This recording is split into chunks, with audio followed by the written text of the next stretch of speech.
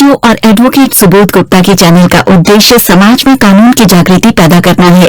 यह वीडियो न तो कोई विज्ञापन है और न ही प्रत्यक्ष या अप्रत्यक्ष रूप से कोई आमंत्रण। वीडियो में कही गई बात कानूनी सलाह नहीं है और न ही एडवोकेट सुबोध गुप्ता इसकी पूर्ण सत्यता और प्रामाणिकता का दावा करते हैं। यह वीडियो अगर शिक्षाप्रद लगे तो लाइक, सब्सक्राइब और शेयर करना मत भूलें। जय हिंद। दोस्तों, यदि आप कोई प्रॉपर्टी खरीदने जा रहे हो, बिल्डर से खरीद रहे हो या डायरेक्ट रीसेल में खरीद रहे हो किसी एग्जिस्टिंग सेलर से, तो सबसे पहले आप उस प्रॉपर्टी को बुक करते हो। बुक कैसे करते हो? कोई टोकन मनी देके, अर्नेस्ट मनी देके, बयाना देके, कुछ स्मॉल अमाउंट देके कि हाँ भाई ये प्रॉपर्टी अब मैं बुक कर रहा हूँ, अपना सौदा हो गया है, अपना एग्रीमेंट हो गया है और as a token money advance के रूप में मैं आपको ये पैसे दे रहा हूं ताकि ये अपने बीच में कंफर्म हो जाए कि मैं इस प्रॉपर्टी को खरीद रहा हूं और आप इस प्रॉपर्टी को मुझे बेच रहे हो। अब ये जो टोकन मनी है, इससे संबंध में मैं आज कुछ आपको छोटी छोटी सावधानियां बताऊंगा जो कि आपको टोकन मनी देते समय सेलर को ध्यान में रखनी चाहिए। तो दोस्तों, सबसे पहली सावधानी तो आपको ये करनी है कि गलती से भी टोकन मनी को कैश के रूप में ना दे, नकद मत दे, रोकड़ा मत दे सेलर के हाथ में। कैश में डीलिंग करने के बहुत सारे कॉम्प्लिकेशंस हैं और बहुत सारे इसमें लॉ प्रोविजंस अप्लाई होते हैं जिससे आप मुसीबत में पड़ सकते हो। तो आपकी ओवरऑल डील क्या है, वो कैश में है या कैश में नहीं है, वो आप जानो, पर टोकन मनी आप कैश में मत दें। ये मेरा पहला सुझाव है। दूसरी सावधानी आपको टोकन मनी देते समय ये रखनी है कि अगर आप पेमेंट कर रहे हो टोकन मनी की चेक से, तो चेक के पीछे लिख दे कि मैं ये चेक क्यों दे रहा हूं, कि एज एन अर्नेस्ट मनी या as a token money for purchase of property का पूरा एड्रेस लिख दें, या अगर आपका कोई एग्रीमेंट बना है तो लिख दें as a token money under the terms of agreement to sale dated this, कि इस तारीख को जो एग्रीमेंट हुआ था उसकी शर्तों के तहत इस प्रॉपर्टी को खरीदने के लिए मैं ये चेक दे रहा हूं। और अगर आप चेक नहीं दे रहे हो, ऑनलाइन ट्रांसफर कर रहे हो, आरटीजीएस कर रहे हो, ऑनलाइन बैंक मोड से उसको पैसा भेज रहे हो, तो जब आप बैंकिंग मोड से पैसा ट्रांसफर करते हैं तो कहीं ना कहीं एक रिमार्क्स का ऑप्शन दिखाई देता है, रिमार्क्स आता है कि रीजन लिखिए कि क्यों भेज रहे हैं रिमार्क्स। तो रिमार्क्स में लिमिटेड शब्द लिखने का स्थान होता है, पर उन लिमिटेड शब्दों में भी आप ऐसे लिखने का प्रयास करें कि ये टोकन मनी है प्रॉपर्टी परचेज के लिए, इस प्रॉपर्टी के लिए। ब्रीफ में लिख दें, रीजन मेंशन कर दें, ताकि बाद में कभी डिस्प्यूट हुआ, मैटर कभी कोर्ट में गया तो दिखाई देगा कि ये पैसे इसी प्रॉपर्टी को परचेज करने के लिए और इसी उद्देश्य के लिए दिए गए थे, ना कि किसी और उद्देश्य के लिए। तीसरा प्रिकॉशन आपको टोकन मनी के संबंध में ये लेना है कि कुछ लोग एग्रीमेंट होने से पहले ही टोकन मनी दे देते हैं। मुंह जुबानी बात हुई, वर्बली बात हुई और पैसा दे दिया। ऐसा मत करिए। आप टोकन मनी उस समय दीजिए जिस समय या तो आपका एग्रीमेंट साइन हो चुका हो, या साइमल्टेनियसली दीजिए। जिस दिन एग्रीमेंट साइन हो रहा हो उसी समय आप टोकन मनी दो और टोकन मनी की उस अमाउंट को उस एग्रीमेंट के अंदर लिखवाओ कि इस चेक नंबर से ये टोकन मनी दिया गया है, या ऑनलाइन बैंकिंग मोड से इतनी तारीख को इस बैंक अकाउंट से इस ट्रांजैक्शन रेफरेंस नंबर के माध्यम से ये टोकन मनी दिया गया है। तो टोकन मनी एग्रीमेंट की शर्तें तय होने से पहले मत देना, क्योंकि बाद में जब एग्रीमेंट साइन होने लगेगा और किसी क्लॉज पे, किसी शर्त पे कोई डिस्प्यूट पैदा हो गया, तब आप बोलोगे भाई साहब मैंने तो ये टोकन मनी ये सोच के दिया था, वो बोलेगा भाई साहब मैंने तो ये टोकन मनी ये सोच के लिया था, क्योंकि लिखित में शर्तें तो तय हुई नहीं है।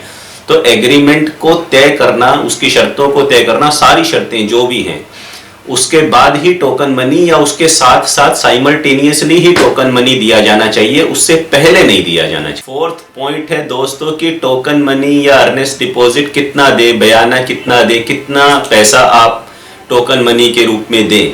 देखिए, ऐसा कोई कानून तो है नहीं जो ये कहता हो कि इतने % टोकन मनी दिया जाना चाहिए। ये तो एक रिवाज है जो आमतौर पे मैं देखता हूं कि म्यूचुअल डिस्कशंस के ऊपर बेस्ड है। वो है 5% से लेके 20% के बीच में वो अमाउंट कुछ भी हो सकती है। कुछ लोग परसेंटेज में नहीं चलते, रफली 50,000 रुपए दे देते हैं, 1 लाख रुपए दे देते हैं। तो ऐसा कोई कानून या नियम नहीं है कि टोकन मनी इतना होना चाहिए। आप देख लीजिए कि प्रॉपर्टी की टोटल वैल्यू कितना है। आप जो प्रॉपर्टी खरीदना चाह रहे हो, आप बायर को, सेलर को अटकाना चाह रहे हो कि हाँ भाई ये किसी और को ना बेच दे, और बैंकिंग मोड से ही ट्रांसफर कर रहे हो, इन सावधानियों के साथ कर रहे हो, तो आपके पैसे तो लेके वो कहाँ भागेगा। पर आप देख लीजिए कि कितना पैसा उसको टोकन मनी के रूप में देना है, ये म्यूचुअल डिस्कशन का विषय है। और प्रॉपर्टी की टोटल वैल्यू कितनी है उस पर भी डिपेंड करता है। अगर आप 2 करोड़ की प्रॉपर्टी खरीद रहे हो और 20,000 टोकन मनी दोगे तो कौन लेगा। तो ये आपको सोचना है कि कितना टोकन मनी देना है। फिफ्थ सावधानी जो आपको रखनी है वो ये रखनी है कि टोकन मनी देना किसको है। अब आपको लग रहा होगा कि ये क्या सवाल हुआ, टोकन मनी तो सेलर को ही देते हैं। ये ठीक है, टोकन मनी सेलर को देते हैं, पर कई बार मैंने देखा कि टोकन मनी डीलर को दे देते हैं कुछ लोग।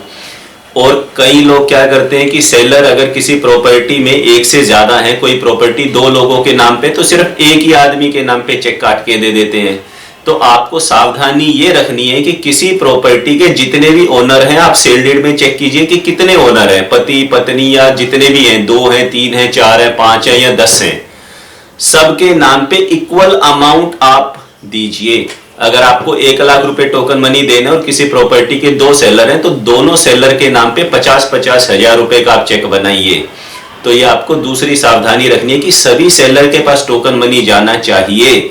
नहीं तो कल को बाद में कोई उनमें से एक सेलर कह सकता है कि भाई साहब आपने मुझे कोई टोकन मनी नहीं दिया और जिस दूसरे को दिया मैं नहीं मानता। तो सबको बाउंड करना है उस ट्रांजैक्शन से, तो सभी सेलर के साथ एग्रीमेंट साइन कराना है और सभी सेलर को टोकन मनी भी देना है। सिक्स्थ सावधानी दोस्तों आपको ये रखनी है कि इनकम टैक्स के प्रावधानों को आपको टोकन मनी देते समय भी ध्यान रखना है। टीडीएस के संबंध में 50 लाख रुपए से ऊपर की अगर वाइट की वैल्यू है प्रॉपर्टी की, तो उस पर टीडीएस काटना कंपलसरी है। वाइट वर्ड यूज करना पड़ रहा है क्योंकि टोटल वैल्यू ज्यादा होती है, पर कानूनन रूप से अगर 50 लाख रुपए से अधिक की प्रॉपर्टी की ट्रांजैक्शन है तो उस पर बायर की जिम्मेदारी यानी आपकी जिम्मेदारी है कि आप उस पर टीडीएस काटें। ऐसा नहीं है कि टीडीएस आप बाद में जब फाइनल पेमेंट करेंगे तब काटेंगे। जिस दिन आप बुकिंग कर रहे हो, टोकन मनी दे रहे हो, ऑन द स्पॉट आपको टीडीएस काटना है। 1% टीडीएस काट के आपको पेमेंट करनी है। और वो जो 1% टीडीएस आपने काटा है वो इंडियन सेलर्स के रेफरेंस में, अगर आप एनआरआई से प्रॉपर्टी खरीद रहे हो तो टीडीएस अमाउंट ज्यादा है। वो आप जो सेलर हैं उनके पैन नंबर ले लें और उनके पैन नंबर के अगेंस्ट जमा भी कर दें। ऑफिशियली उसी दिन जमा कर दें, हैंड टू हैंड जमा हो जाता है और उसका चालान निकल आता है। वो चालान की कॉपी भी सेलर के हाथ में थमा दें कि भाई साहब जो टोकन मनी 1 लाख था उसमें से 99,000 का मैंने आपको चेक दे दिया, 1,000 रुपए मैंने टीडीएस काटा और उसके चालान की कॉपी ये रही। और संभव हो तो उस चालान को भी मेंशन कर दें उस एग्रीमेंट के अंदर। तो टीडीएस काटना आपकी जिम्मेदारी है एज ए बायर। जब जब जितनी बार भी पेमेंट करोगे तब तब उतनी बार काटना आपकी जिम्मेदारी है। इसकी लायबिलिटी आपके ऊपर आएगी, सेलर की रिस्पॉन्सिबिलिटी नहीं है ये। 7वां और अंतिम सुझाव मेरा ये है कि जो भी आप टोकन मनी जिस भी माध्यम से दें उसकी आप रसीद या कोई एक्नॉलेजमेंट ले लें अलग से कि उन्हें इतना टोकन मनी प्राप्त हो गया है। साइन करवा लें, 2 गवाहों के भी साइन करा लें। चेक दिया है तो चेक की रसीद ले लें कि ये चेक उनको मिल गया है। ऑनलाइन ट्रांजैक्शन की है तब तो कोई आवश्यकता है नहीं खैर रसीद लेने की। कैश मैंने कह दिया है कि देने से बचें, फिर भी अगर देना पड़ ही गया तो डेफिनेटली रसीद लेनी ही लेनी है। 1 रुपए की रसीदी टिकट लगा लेनी है नीचे और उस पर क्रॉस साइन लेने हैं सेलर के, 2 गवाहों के भी साइन कराने हैं। और काम पुख्ता करना हो, पक्का करना हो तो सेलर के अंगूठे का निशान भी ले लेना है कि उसे ये पैसे टोकन मनी के रूप में मिल गए हैं।